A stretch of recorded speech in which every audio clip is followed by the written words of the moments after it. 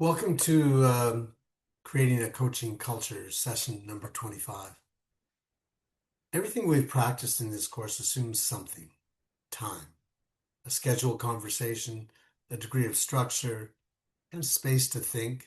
This session is about what happens when none of that is available. The hallway, the 5-minute check-in before a meeting starts, the question asked in passing that turns out to matter: coaching in the moment. Not as a technique, but as a posture you can carry with you. Here's the discipline that makes coaching in the moment work. Not every conversation is an opening for a coaching question. Applying one to a conversation that's asking for information or a decision or a simple acknowledgement, that's a category error. People on the receiving end recognize this mismatch, even if they can't name it. So the first skill is recognizing when a conversation is ready.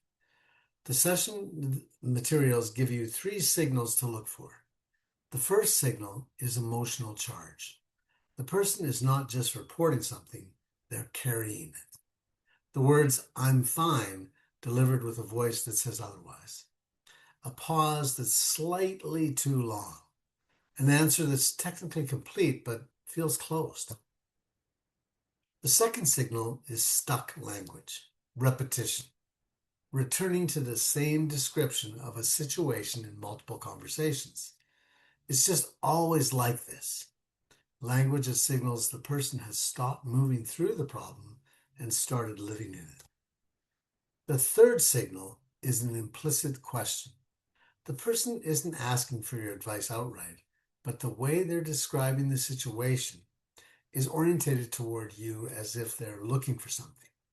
They're not asking, "What do I do?" but everything about the conversation seems to be asking it. When you notice one of these signals, the coaching move is available. When you don't, let the conversation be what it's trying to be. So when the signal is there, the tool is simple. One question. Not a series of questions, not a coaching conversation structure borrowed from a formal session. One question, well chosen, when asked with genuine curiosity and then held. What's the hardest part of this for you right now? What would it look like if this went well? What haven't you said yet? These questions share a quality. They treat the person as someone who already knows something they haven't fully assessed yet. They're not asking for information that you don't have. They're opening a space that was already there. And then, this is the part that's hardest, you wait. You don't fill the silence. You don't offer a follow-up question immediately. You give the question the full weight of the moment it's been asked in. One question held with patience in a hallway between 2 other things can shift the way a person thinks about a problem more durably than an hour of coaching the wrong way.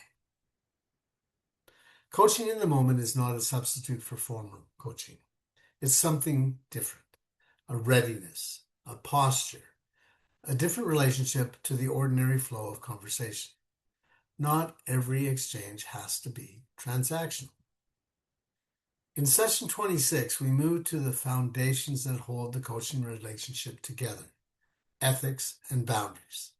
The principles that protect both people in a coaching relationship and how to recognize when a long line is being crossed before it becomes a problem. I look forward to seeing you in the session on Wednesday.